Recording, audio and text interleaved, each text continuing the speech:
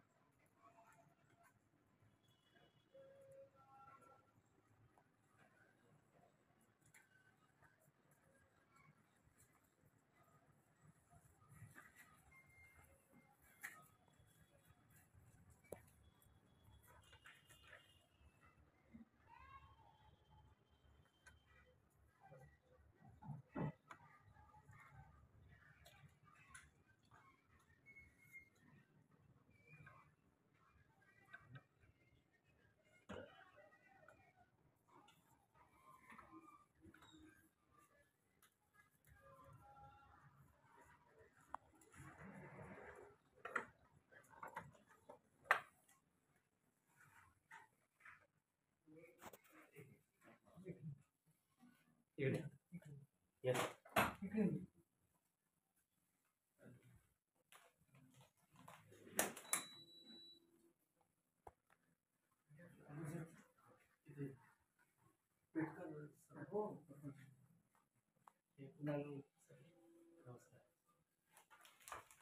अरे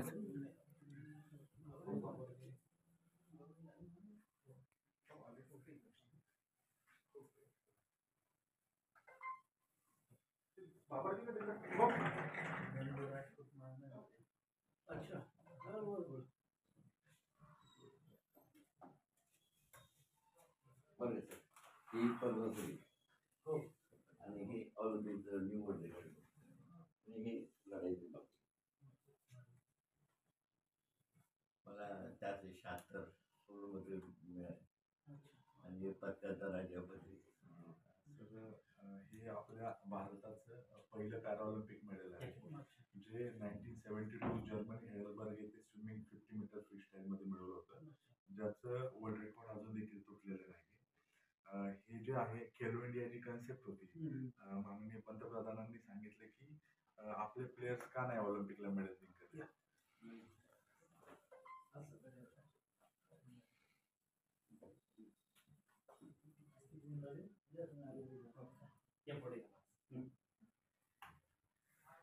बस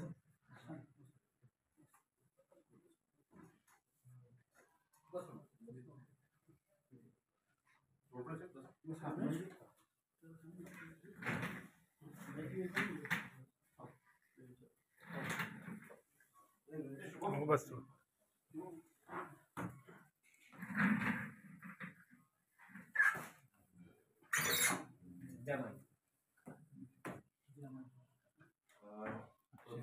करून देतो. पद्मश्री मूर्तिकांत राजाराम पेटकर आपल्या भारताचे पहिले Paralympic gold medalist 1972 Germany Heidelberg. दादांचा जन्म अतिशय हालाकीच्या परिस्थितीमध्ये गरीब घरात झाला होता. सांगली येथे, महाराष्ट्रातील सांगली येथे. मी त्यांचा नातू कपिल मिश्रा. मी आपल्याला सांगू इच्छितो सर की ज्यावेळेस दादांचा जन्म झाला त्यावेळेस घरची परिस्थिती अतिशय हलाखीची असल्यामुळे आई वडील कपडे शिवण्याचा व्यवसाय करायचे. कपडे शिवण्याचा व्यवसाय करत उदरनिर्वाह करत होते घराचा सर्व. आणि जसे जसे पुढे जात होते तसे गावामध्ये एक दिवस अचानक यात्रा भरली होती. तर त्यांनी हट्ट केला की बाबा मला देखील जायचंय तिथे यात्रेला. यात्रेला जायचं. मग तिथं कुस्ती खेळताना काही पैलवान दिसले. त्यावेळेस त्यांनी सांगितलं की बाबा मला पण कुस्ती शिकायची, हे कसे खेळतात ते. तर मग त्यांनी सांगितलं की बेटा तुला त्याच्यासाठी तुझं शरीर तंदुरुस्त ठेवावं लागेल. तर वय अवघं 6 होतं. तर ते बोलले की तू व्यायामाला सुरुवात कर. जशी जशी तुझी तब्येत तंदुरुस्त होईल तसं आपण कुस्ती खेळूयात, कुस्ती लावूयात तुझी. वय वर्ष 8-9 होत गेलं तसं त्यांनी व्यायामाला सुरुवात करून शरीर एवढं तंदुरुस्त बनवलं की ते कुस्तीसाठी खेळण्यास पात्र ठरले. आणि गावामध्ये त्यांची एक कुस्ती सरपंचाच्या मुलाबरोबर लावण्यात आली. पण त्यांना असं सांगण्यात आलं की तुला ही कुस्ती जिंकायची नाहीये तर हारायची. त्यावेळेस त्यांचे जे हे होते वस्ताद होते गणपतराव आंदळकर. तर त्यांनी सांगितलं की मुरली काय होईल ते होईल, तू खेळ म्हणून. मग त्यांनी त्या सरपंचाच्या मुलाला तिथे चितपट केलं. आणि राजे गावामध्ये एकच अफवा उडाली की आता तुला मारून टाकणार आहे. दादा तिथूनच आहे या क्वेश्चनवर गाव सोडलं त्यांनी सांगली आपलं आणि पुण्याच्या दिशेने आले. त्यावेळेस त्यांना एक सरदारची गाडी घेऊन आली ट्रकमध्ये. ज्यावेळेस ते घेऊन आले तिथं त्यावेळेस त्यांना सांगितलं की आता मी तर इथून पुढे जाणार नाहीये. मग दादा एका पुण्यामध्ये मालधक्का म्हणून आहे राहते. मालधक्का चौक आहे. तर तिथं दादा रडताना एका महिलेला दिसले. त्यावेळेस ते महिला बोलली की काय आहे तू कोण आहे. त्यावेळेस त्या महिलेने मग खरं तर राजे आम्ही आज देखील त्या महिलेचे आभार मानतो की त्यांनी दादांचं पालन पोषण केलं. दादांना शाळेत घातलं. त्यावेळेस दादांचे 3 वर्ष त्यांनी स्कूल केलं. दादांना शाळेत टाकलं. दादांचा जो आहार होता तो तसाच चालला होता. आणि 3 ते 4 वर्षानंतर अशी घटना घडली की बस स्टॉपवरून दादा शाळेतून येत असताना त्यांची आत्या आली. गाडीतून उतरले आणि बघितलं की अरे आता आपला हात मुरली आहे म्हणून. गावामध्ये सगळीकडे कळालं होतं की मारून टाकलंय म्हणून. आत्याने आवाज दिला मुरली आणि दादांनी पाहिलं आणि त्यांनी घट्ट मिठी मारली. अरे आम्हाला तर वाटलं तुला मारून टाकलंय. ते बोलले नाही मला यांनी सांभाळलंय. मग तू कसं आता. मग पूर्ण गावामध्ये कळालं की मुरली आपला जिवंत आहे. मग सर त्यांचे जे आत्याचे मिस्टर होते ते आपल्या त्यांच्याकडे सांभाळायला घेऊन गेले. ज्यावेळेस सांभाळायला घेऊन गेले त्यावेळेस म्हणले की याला खायला खूप लागतंय. याला आपण पालन पोषण कसं करायचं. याचं शरीर खूप तंदुरुस्त आहे आणि आपली परिस्थिती एवढी व्यवस्थित नाही.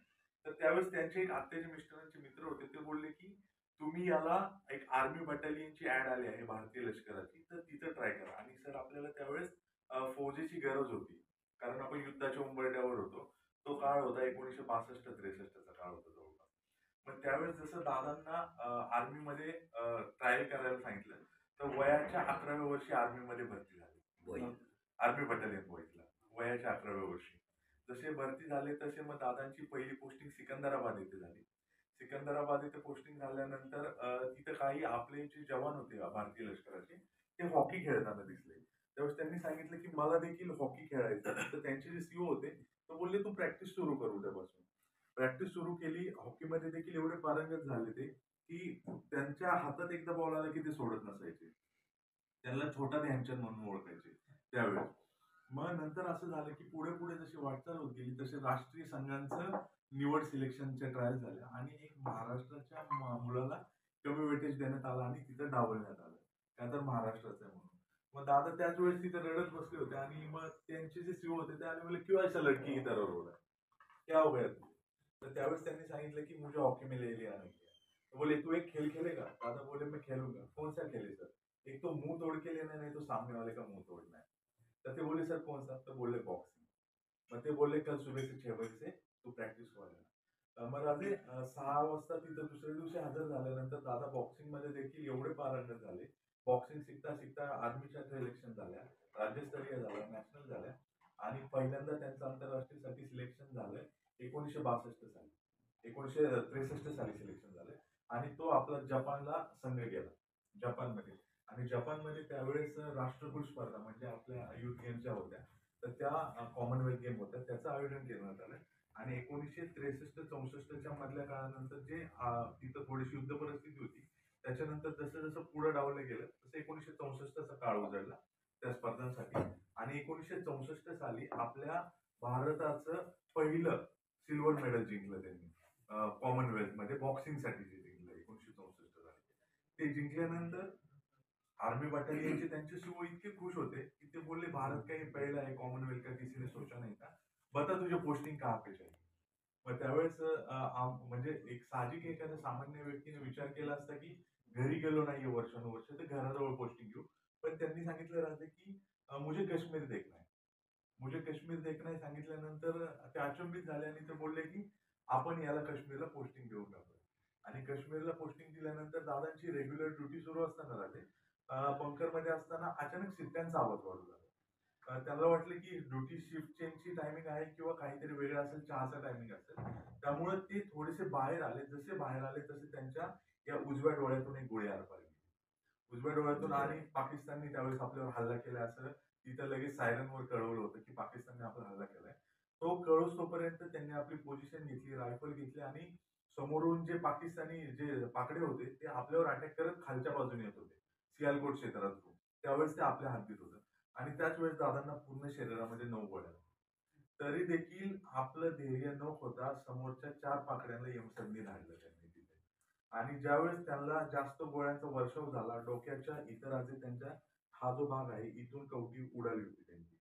तर मग ती उडाल्यानंतर दादा ज्यावेळेस सियालकोट क्षेत्राच्या हद्दीत पडले, त्यावेळेस खाली पडले होते. ते आता पाकिस्तानमध्ये सियालकोट क्षेत्र आहे.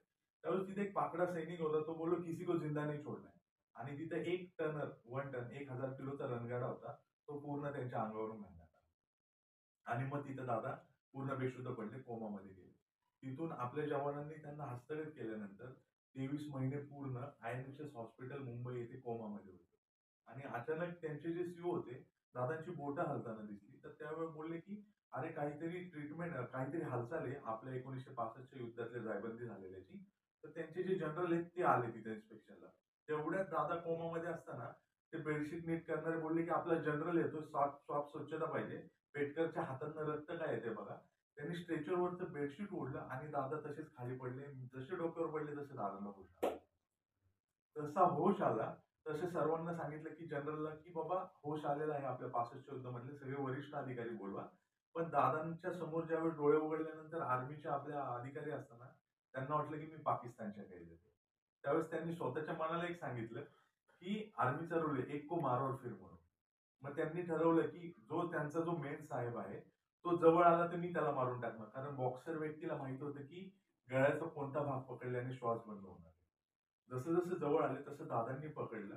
सर आज देखील राजे ते अग्रवाल सर म्हणून आहेत. ते जिवंत आहेत. वय वर्ष 103 आहे. ते ज्यावेळेस दादांचा चित्रपट रिलीज झाला त्यावेळेस बोलले की पेटकर ने मुझे एक गिफ्ट दिया है, वो सांस लेने का. अब तक मैं ठीक से सांस नहीं ले पा रहा हूँ, तभी मैं ऐसी सिच्युएशन में हूँ. जसं पकडलं तसं राजे दादांच्या हातावर इथं लाट्या काट्यांचे निशाण आहेत की छोड़ दे ये अपने भारत के ही है. तर ते बोलले की मैं कैसे विश्वास करू की मैं भारत में हूँ, मैं पाकिस्तान में हूँ. त्यावेळेस तिथून आपल्या एक इंडियन आर्मीच्या नर्स आल्या होत्या. त्यांनी दीदी इधर आओ मुझे बताओ मैं कहाँ पे. त्यावेळेस त्यांनी सांगितलं की सर आप भारत में मैं कैसे विश्वास करूं. सर ये देखो इंडियन आर्मी का बैच है. नहीं उस समय तो 2 साल पहले तो अलग था यूनिफॉर्म. मैं पाकिस्तान में हूँ. आणि त्याच वेळेस एक मागचे गेट होतं तिथं आपल्या भारताचा तिरंगी ध्वज दिसला आणि दादांनी ती जे आपल्या आर्मीच्या लष्कराचे वरिष्ठ अधिकारी होते त्यांचा गळा सोडला. आणि सर त्याचा परिणाम असा झाला राहते की जे तत्कालीन संरक्षण मंत्री होते त्यावेळेसचे त्यांनी संसदेमध्ये एक विधेयक असं पारित केलं की मुरलीकांत पेटकरचं काही चुकलेलं नाहीये की आपला जवान आपण कसा ओळखणार. तर त्यावेळेस त्यांनी संसदेमध्ये हे नेम प्लेटचं बिल सादर केलं आणि त्यावेळेसपासून आपल्या भारतामध्ये नेम प्लेट लागू झाली. आणि त्या नेम प्लेटचं कारण मुरलीकांत पेटकर झाले.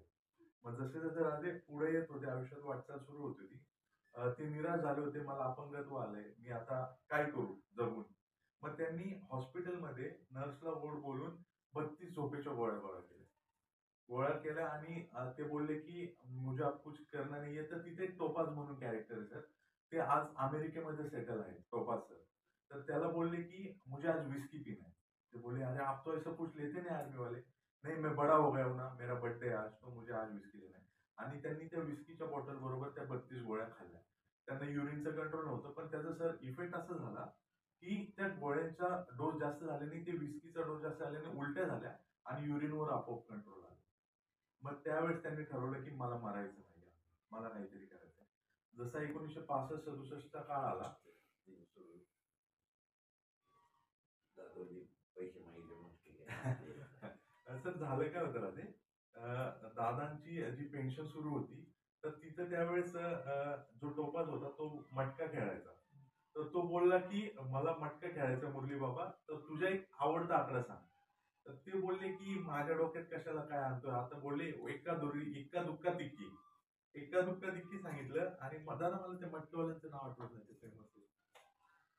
रतन खत्री. रतन खत्री. तर रतन खत्रींचा तो मटका होता. तर दादा बोलले की इक्का दुक्का तिक्की लगाव जाईल असे, पण मी त्याला ते पैसे खिशातले दिले. कारण मी त्या टायमाला विचार असं केला, आता मला जमून काय फायदा मला कोणी. ह्याचा रिझन असं होतं की माझे आई वडील वगैरे अश्विनी हॉस्पिटलला ऑपरेशनसाठी आलेले, तर माझं ऑपरेशन सक्सेस नाही झालं आणि आई वडील वगैरे परत आले. तर त्या टायमाला माझी इच्छा झाली की गावी आपण एकदा गावी जाऊन यावं असं विचार केला. तर त्याच टायमाला माझ्या वडील आणि भाऊ बोलला, तू गावाला येऊ नकोस, कारण गावाला कंपाऊंड नाही, टॉयलेटची सोय नाही, औषध Compound नाही, toilet नाही, तर तू जाऊन फायदा काही नाही तुझा, उलट इकडं. पण त्यावेळेला माझ्या मनात काय, मी काही एवढं शिकलेलं नाही. मनात आलं की माझे आई वडील मला आता नाही म्हणतात, मग बाकी मला कोण बघणार. हा विचार करून मी ते विस्की आणि हे करून गोळ्या घ्यायच्या. झोपाच्या 35 गोळ्या जमा केल्या, ते विस्की आणि हा आटोपास होता, म्हणजे ते काही काम करणाऱ्या सगळ्या. बोले भाई आप मेरे को बहुत अच्छा एक मटका का नंबर आहे, आप मेरे को पैसे दे. असंही म्हणायचं तसंही म्हणायचं, म्हणून मी पैसे काढून त्याला दिले आणि म्हणला की हा मेरे को एक नंबर कम से कम और एक नंबर. मी म्हटलं जेव्हा मला काही नंबर सांगितलं, मी म्हटलं 1 2 3 देणार म्हटलं, अरे माझे 4 आणि असं घेऊन तो गेला. आणि त्या टायमाला मला कारण मटक्याचा रिझल्ट लगेच असतो, तर त्या टायमाला 44,000 रुपये 100 रुपयावर 44,000 रुपयांचा मटका लागला तो त्यावेळेस. आणि रतन खत्रींनी त्यांना बोलवलं आणि बोलले तू क्या दुनिया का अजूबा है कि ऐसा कभी भी नहीं हुआ था, ये जॅकपॉट है, 100 रुपये पे 42,000 लगे. आणि मग तिथून ते दादांनी ठरवलं आता तर मारायचं नाही. मग सर ज्यावेळेस जे आर डी टाटा त्यांना भेटायला आले हॉस्पिटलमध्ये, त्यावेळेस सर्वांना ते मदत देत होते, की कोणाला घर देत होते, कोणाला पैसे देत होते. तर ते बोलले की तुम्हाला काय पाहिजे पेडकर, ह्या मी तुमच्यासाठी 20 लाख रुपयांचा चेक आणलाय. तो चेक त्यांनी रिटर्न दिला, म्हणले मला काम करायचंय, मी आर्मीवाला माणूस आहे, तर मग मला काम करायचंय, मला काम द्या. मग जसं त्यांनी सांगितलं की तुम्ही कसं काम करा, मला व्हीलचेअर आहे, मला चालता येत नाहीये, माझ्या पाठीत अजून देखील एक गोळी आहे. तर मग त्यांनी चिंचवडमध्ये, सर पिंपरी चिंचवडमध्ये टाटा मोटर्स आहे, तिथे त्यांना कॅन्टीन मॅनेजर केलं. कॅन्टीन मॅनेजर केल्यानंतर तिथं विजय मर्चंट म्हणून जे आपले क्रिकेटर होते ते तिथं होते. मग त्यांनी पाहिलं, म्हणले या व्यक्तीचं जर अपंगत्व घालवायचं असेल तर तू पोहायला सुरुवात कर. मग पोहायला सुरुवात केली. मग त्या पोहण्याने ते एवढे पुन्हा त्याच्यामध्ये पारंगत्व मिळवलं की ते भल्या भल्याला हरवत होते. मग शेवटी 1972च्या ज्या गेम्स होत्या त्याचं सिलेक्शन झालं त्याच्यामध्ये. आणि जे कोच होते आपले भारताचे, नड्डो म्हणून सर होते, ते बोलले की तू पाणी में उतर ले, हम बाहर से जाके आते. पण कोणालाच माहित नव्हतं की पुढे काय वर्ल्ड रेकॉर्ड होणार आहे. त्यावेळेस राजे तिथं क्वीन एलिझाबेथ II उपस्थित होत्या, इंग्लंडच्या महाराणी. तर त्यावेळेस त्यांनी पाहिलं की मुरलीकांत पेटकर ज्या वेगाने पोहतोय त्या वेगाने कोणी सामान्य व्यक्ती पोहू शकत नाही. आणि तो व्हिडिओ आता नुकताच आम्हाला दिला तिथल्या सरकारने, त्यावेळेस जो चित्रफित झाली होती. तर त्या अक्षरशः उड्या मारत होत्या की एक सामान्य माणूस, पाठीत एक गोळी असलेला माणूस एवढं कसं काय पोहू शकतो. आणि तिथं वर्ल्ड रेकॉर्ड झाला 37.33 सेकंदाने. आपल्या भारताचं हे पहिलं पॅराऑलिम्पिकचं मेडल स्विमिंग मध्ये आलं. आणि त्याच वेळेस क्वीन एलिझाबेथ तिथं आल्या आणि बोलल्या हे मिरॅकल आहे, मला विश्वास बसत नाही. आणि त्यांनी त्यांच्या गळ्यातलं प्लॅटिनमचं मेडल होतं ते काढलं आणि त्यांना घातलं. आणि तिथं इंग्लंडच्या महाराणी 2ची प्रिन्सेसची परंपरा खंडित झाली, की इंग्लंडची महाराणींनी फक्त त्यांच्या वारसालाच ते द्यायचं असतं. तर ते दादांच्या गळ्यात घातलं. ते देखील आज आपण एक छोटस म्युझियम केले, तिथं जतन केले. मग जसं भारतामध्ये आलं तसं कोणालाच माहित नव्हतं की ही व्यक्ती कोण आहे, काय. मग 1975 साली महाराष्ट्र शासनाने त्यांना पहिला शिवछत्रपती पुरस्कार दिला, 1975 साली. मग 1975 साली जसा दिला त्यावेळेस ते बोलायचे की मी गेम्स खेळतोय पण माझी दखल कोण घेत नाहीये. तर मग ते 1969 ते 1982 वर्ल्ड चॅम्पियन होते आणि ते कोणाला जिंकू देत नव्हते. हे जगातले एकमेव असे प्लेयर आहेत जे थाळीफेक, भालाफेक, गोळाफेक, स्लॅमॉक, टेबल टेनिस, कुस्ती, कबड्डी, हॉकी हे प्रत्येक खेळ खेळलेत आणि ऑलिम्पिकच्या प्रत्येक इव्हेंटला फायनलिस्ट आहेत आणि प्रत्येक इव्हेंटला ऑलिम्पिकच्या काही गोल्ड आहेत, सिल्वर आहे. तर मग जशी जशी कारकीर्द पुढे गेली तर सर मी आता डिरेक्टली 2014 वर येतो. 2014 साली आम्हाला एक फोन आला रात्री की मुरली जिंदा आहे का? तर मग त्यांचा मुलगा जो होता अजून ते समोर होते. त्यांना वाटलं कोणीतरी खोडसाळपणा करतंय. तर पुन्हा फोन वाजला की मुरली जिंदा है क्या? तर मग दादा चिडला आणि बोलला तुम्ही असं का बोलताय? वो मेरे पिताजी मेरे सामने बैठे. तर ते बोलले सर हम दुनिया के सबसे बेहतरीन खिलाडियों की एक लिस्ट निकाल रहे थे. तर त्याच्यामध्ये पोलंडचा 2 नंबरचा एलेस्की नावाचा व्यक्ती होता. तो बोलला की मी नाहीये तो पहिला त्यावेळेसचा. भारताचा कोणीतरी मुरली म्हणून आहे जो छोटू टायगर नावाने ओळखला जायचा. मग त्यांनी भारतीय सरकारशी संपर्क साधला आणि त्यांनी सांगितलं अशी अशी घटना घडली होती. आर्मीमध्ये व्यक्ती होता. मग आर्मीमध्ये असल्यामुळे मग बेंगलोरला राहुल द्रविड सर तिथं उपस्थित होते. मग त्यांनी सांगितलं की माझ्या परिचयामध्ये अशी एक व्यक्ती आली होती की मुरली नावाची की त्यांनी आर्मीमध्ये देखील होते आणि भारतासाठी पहिले मेडल आणलं होतं. मग त्यांनी सांगितलं की हो जिवंत आहेत. मग भारतीय सरकारने महाराष्ट्र सरकारशी संपर्क केला आपल्या महाराष्ट्र शासनाशी आणि सांगितलं की कुठं राहतात ते पत्ता द्या. आणि त्यांना ज्यावेळेस कळलं राहते की चिंचवडला आहे त्यावेळेस बीबीसी लंडन वरून तो फोन होता. मेरलो म्हणून त्याचे जे संपादक होते मुख्य त्यांचा तो फोन होता. ते बोलले की सर आम्हाला थोडंसं डाऊट आहे की मागच्या 40 वर्षांपासून आपल्या पाठीत गोळी आणि एक पाठीत गोळी असलेला माणूस जिवंत कसा राहू शकतो. मग त्यांनी सांगितले की we want to scan his body. तर मग दादा बोलले की माझ्या तर पाठीत आहे बॉडी ती स्कॅन गोळी तर मला काही हरकत नाही. मग त्यांनी सांगितले की तुमच्या घरावर एक सॅटेलाइट आम्ही करतो लॉन्च. तर तिथं ते आमचा कॅमेरामॅन येईल आणि ती बॉडी स्कॅन करेल. सर तो आज देखील युट्यूबला आहे असा व्हिडिओ टाकला आणि त्यांना जशी दादांची ब्लॅडरच्या दिशेने मणक्यात उभी अशी गोळी दिसली त्यावेळेस त्यांनी फोन केला आणि संपूर्ण कुटुंबाची माफी मागितली की आम्हाला असं वाटलं की कसं शक्य आहे. आणि मग त्यांनी क्वीन एलिझाबेथनी जे दिलं होतं प्लॅटिनमचं घड्याळ ते पाहिलं आणि मग नंतर एक महिना उलटल्यानंतर अचानक दरवाजा वाजला आणि मी उघडला दरवाजा तर समोर सुशांत सिंग राजपूत होते. आणि मी म्हणजे आता सर एखादा चित्रपटातला अभिनेता आपण त्याला स्क्रीनवर पाहत असतो आणि अचानक समोर पाहिलं तर मी असं पाहत बसलो. तो मला बोलला की मी सुशांत हूं मुझे अंदर ले. मग आम्हाला परिवाराला विश्वास बसत नव्हता की एक अभिनेता आपल्या घरी आला. तो म्हणला मुरली सर कहाँ पे? तर मग सांगितलं आत बसले. तो गेला आणि घट्ट पायाला मिठी मारली आणि रडायला लागला. तर मग त्याला सांगितलं काय झालं? म्हणले मी पूर्ण माहिती काढली. त्यांचं एक आर्टिकल आलं होतं. तर मी जवळपास 1.5 ते 2 महिने माहिती काढली आणि मी वाचली आणि सर मला तुमच्यावर चित्रपट बनवायचा आहे. आम्ही एवढे खुश झालो की त्यांच्या भूमिकेला आता न्याय मिळतोय. कारण ते घरात सांगायचे राहते की आम्ही भरपूर सारे मेडल जिंकले. पण ते थोडंसं कुठे रेकॉर्डवर नव्हतं त्याच्यामुळे विश्वास नव्हता कोणाचा. तर मग पूर्वी हँडिकॅपला कोणी कोणी विचारलं नव्हते. तर मग आम्ही हे लंगडे हे पांगणे बोललं. आता तसं नाही गव्हर्नमेंट ऍज विकलांग म्हणा. तर मग पुढे त्यांनी शूट स्टार्ट केलं आणि जसं 30% शूट स्टार्ट झालं तसं अचानक आम्हाला फोन आला की सुशांतने आत्महत्या केली. आणि सर सुशांतचं आहे ना इतकं चांगलं रिलेशन होतं. तो यायचा दादांना घास भरवायचा. म्हणजे मी बोलत नाही कधी खास आपल्या समोर मला सांगायची संधी मिळते त्याच्यामुळे बोलतो. दादा भाऊक होतात त्याची आठवण काढली की खूप. तर मग जसं आम्हाला कळलं की आम्ही पूर्ण टीव्ही बंद केला आणि दादांना न्यूजचं खूप म्हणजे शौक आहे की ते न्यूज पाहत असतात कंटिन्यू. मग ते आम्ही त्यांना 13 दिवस थांबवलं. मग एक दिवस रिमोट फेकला मला बोलले मला न्यूज का बघू देत नाही. म्हणले बघू द्या. मग म्हणलं आज ना उद्या कळेल त्यांना. तर थोडंसं धक्क्यातून सावरली. न्यूज लावली आणि कळलं की सुशांत नाही. आणि खाली बातम्या येत होत्या सुशांतने ऐसा क्यों किया. मग नंतर त्यांनी स्वतःला त्यांच्या रूम मध्ये बंद करून घेतलं आणि त्याच्याच तिसऱ्या दिवशी अक्षय कुमार सर घरी आले. दादांनी त्यांना स्पष्ट सांगितलं की सर मुझे आपको नहीं देना है मूवी आपका मुझे शांत रहना है. मग आमिर खान सर आले. सलमान खान सरांनी फोन केला आणि बोलले की मुझे करना है मूवी मैं आपको न्याय दूंगा. मग नंतर नाही झालं. मग एक दिवस राजभवनला भगतसिंग कोश्यारींनी कार्यक्रमाला बोलवलं होतं दादांना एका. त्यावेळेस राजभवनमध्ये कार्तिक आर्यन नावाचे एक अभिनेता आहेत ते आले होते आणि ते जर एका बाजूने पाहिलं तर थोडेसे सुशांत सिंग सारखे दिसतात. दादाजी बोलले ते बघ तो आपला सुशांत आहे. मग तिथं त्यावेळेस कबीर खान जे चित्रपटाचे डायरेक्टर आहेत ते तिथं उपस्थित होते. तर बोलले की ये आपको अच्छा लगा. दादा बोलले हा ये मेरे सुशांत जैसे दिख रहा है. आणि मग कार्तिक आर्यनला राजभवन मध्येच फायनल करून घेतलं. आणि मग राजा आता त्यांचा 14 जूनला आताच्या मागच्या 14 जून 2024ला चित्रपट रिलीज झाला. त्याचं कारण असं होतं की 14 जून रोजी सुशांत सिंगने आत्महत्या केली होती. तर त्यांचं म्हणणं होतं की एक त्याला आदरांजली म्हणून तो चित्रपट त्याच दिवशी करायचा आहे. त्यांना म्हणजे चित्रपटाची शूटिंग 7 देशांमध्ये झाली पूर्ण आणि ज्यावेळेस नरेंद्र मोदी सरांनी बोलवलं होतं भेटायला, त्यावेळेस ते सांगितलं होतं की मेरा मूवी आ रहा है आपको आना है.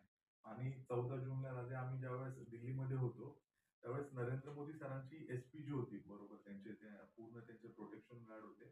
तर त्यावेळेस फक्त 3 जणांना अलाउ केलं होतं आणि आम्ही थोडेसे बाजूला होतो. दादा नेहमी बोलायचे की मला कोणी भारतात ओळखत नाही, मला कोणी भारतात ओळखत नाही. आणि ज्यावेळेस नरेंद्र मोदी सरांनी मूवी पाहिला आणि डोळ्यात पाणी आलं ना, त्यावेळेस आम्हाला राहवलं नाही. म्हणलं दादा पंतप्रधान रडतात आहे तुमच्यासाठी, तुम्हाला पूर्ण भारत नाही जग ओळखायला लागलं. आणि मग नरेंद्र मोदी सरांनी दिल्ली येथील करोडबाग जो रोड आहे त्याच्या बाजूला त्यांच्या सन्मानार्थ मुरलीकांत पेटकर मार्ग असं एका रोडला नाव दिलं दिल्लीला.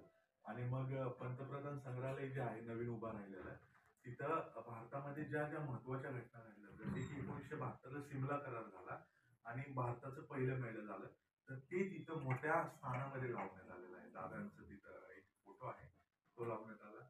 राहुल त्यांनी त्यांच्या करिअरमध्ये पूर्ण आयुष्यामध्ये 476 पदकं जिंकली, त्यातील 474 ही गोल्ड मेडल आहे, एकच सिल्वर आहे आणि एकच ब्रॉन्झ आहे. आणि असं मग त्यांचा पूर्ण प्रवास समोर आहे. त्यांना पण काहीतरी रोजी पाहिजे, त्या इंटरेस्ट आहे करायला. मग त्यांना त्या माणसाला, जसं ह्या माणसाला का हा माणूस आपल्या गड किल्ल्यांच्या संवर्धनाला मदत करेल, अकाउंटचे काम करायचं कारण काय की बाबा मला यांचं पैसे मिळतात, हे मिळतात, जास्त इंटरेस्ट. आणि इंटरेस्टेड आहे का नाही हे आता कसं प्रत्यक्ष आपल्या माझ्या बरोबर असल्यामुळं. आणि काय होईल आपल्याला एक 2-3 अजून विषय असेल की आपण प्रत्येक किल्ल्याच्या 10 गुळी पाणी सोबत बिलकुल सोबत मी येतो, काही प्रॉब्लेम नाही.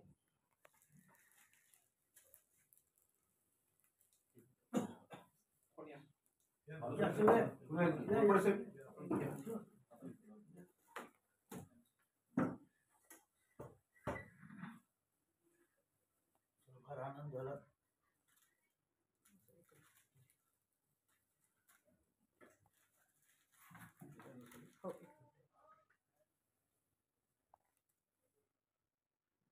देशाचे गौरव आहेत आपल्या.